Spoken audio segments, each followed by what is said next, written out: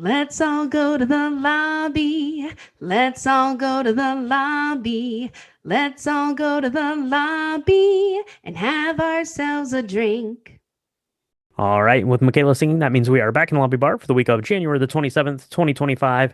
Brian and Michaela here with you. And Michaela, we are wrapping up our Mocktail Month, right? Dry January is almost at a close. And I have to say, I feel like we've done a good job of getting some cocktails that I'm going to carry with me all year long, right? Maybe go the mocktail route periodically. But what are your overall takeaways from our Mocktail Month?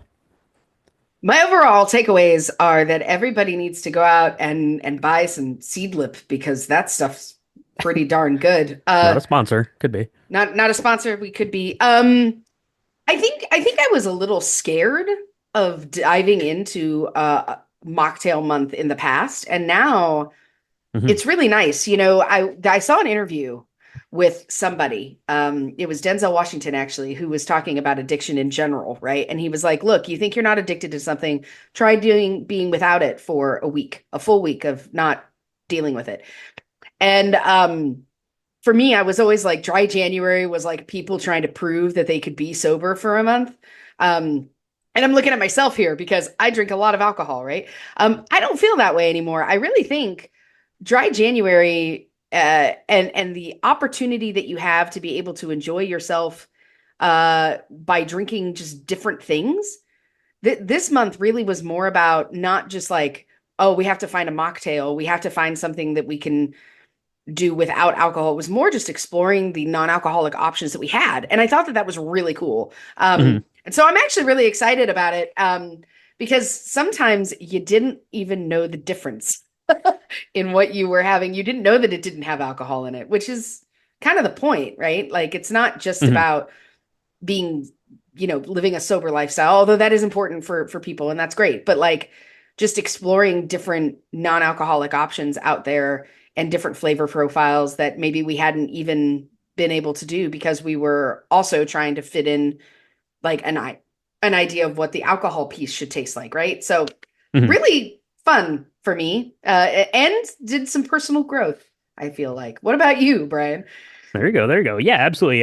It's always a good kind of learning experience for us to do the mocktail month because they were, playing with some different flavors and things, and I think we've evolved a lot in kind of what we were able to accomplish here with our mocktails, and this month especially, featuring some non-alcoholic spirits, Seedlip, which is what we're going to be talking about today. We've done that a couple of times. We've done a couple of others, and explored those, and really, kind of, like cocktail adjacent things as well as things that can stand up on their own. And today's example is a really good example of a cocktail stand-in. It's one that I'm very excited about, and it's actually something that I've dabbled with a couple of times in making mocktails for myself, for friends and family here in these flavors. And I want to talk a little bit about those. But the specific recipe that we're doing today is called the Damascus. It comes from Seedlip, and it's using their Spice 94 non-alcoholic spirit, which is basically an allspice and cardamom, a little bit of citrus, kind of forward, gin adjacent sort of a thing. But it's a really delicious one, and it goes really well in a lot of things. But the Damascus here sounded really interesting to me because it plays on a couple of flavors that I've dabbled with before in mocktail making. So let's go ahead and put one of these together, and then we can chat about why I like these ingredients here. So into a shaker tin with some ice goes 2 ounces of your Seedlip Spice 94.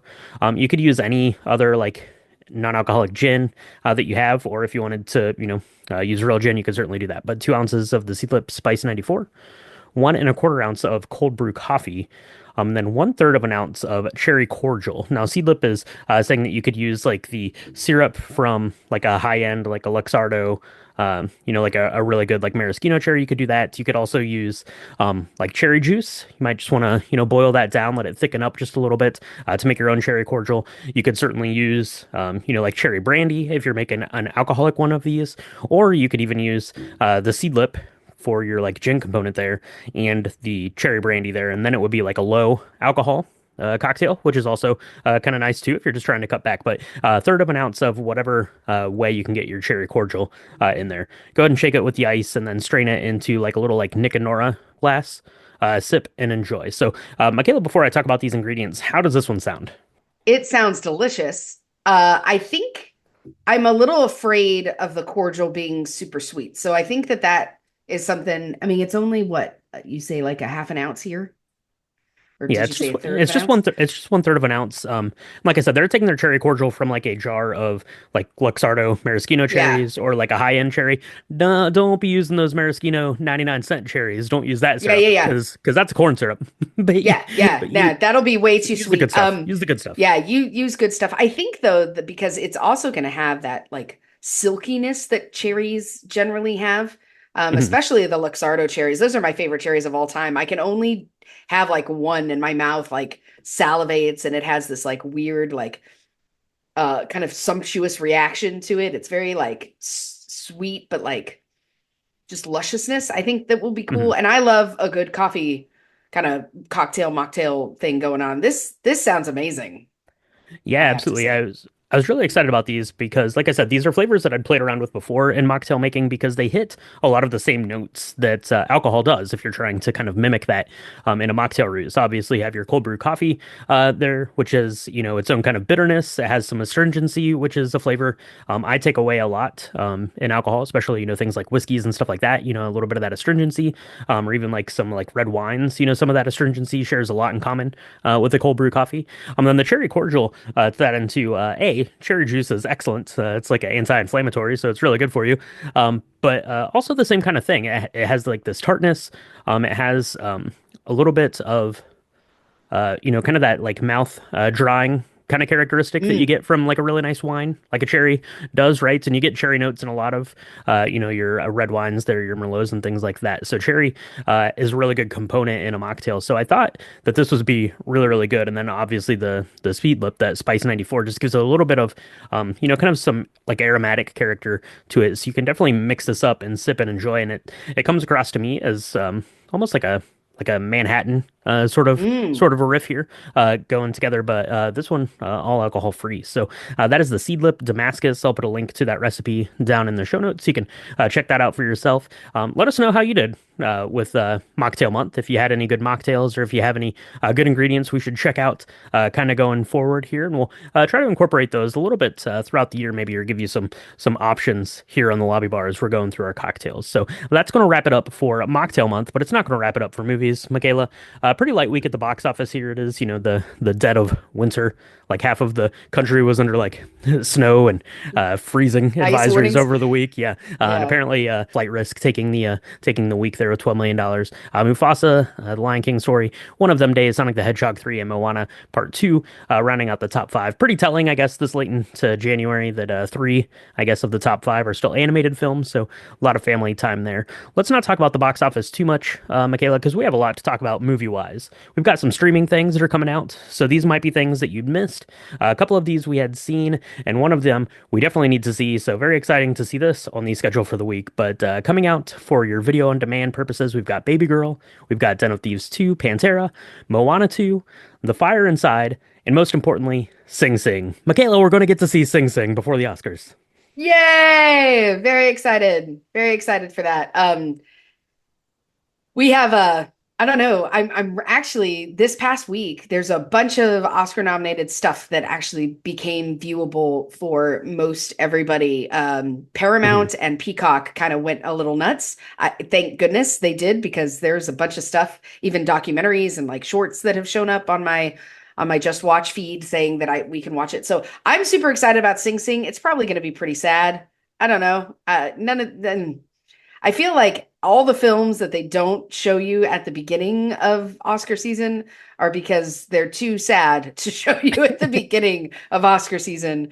I don't know. But I'm excited about it. I'm was really worried that we weren't going to get to watch this one, and this one's a pretty big one. It's Yeah, nominated for so much stuff.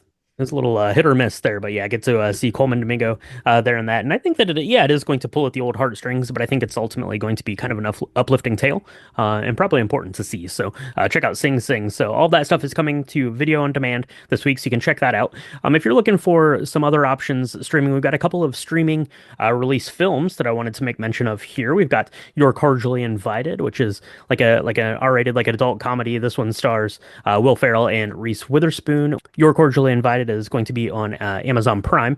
We have here coming to Netflix. Tell me if this sounds familiar, Michaela. So this is directed by Robert Zemeckis and it stars Tom Hanks and Robin Wright.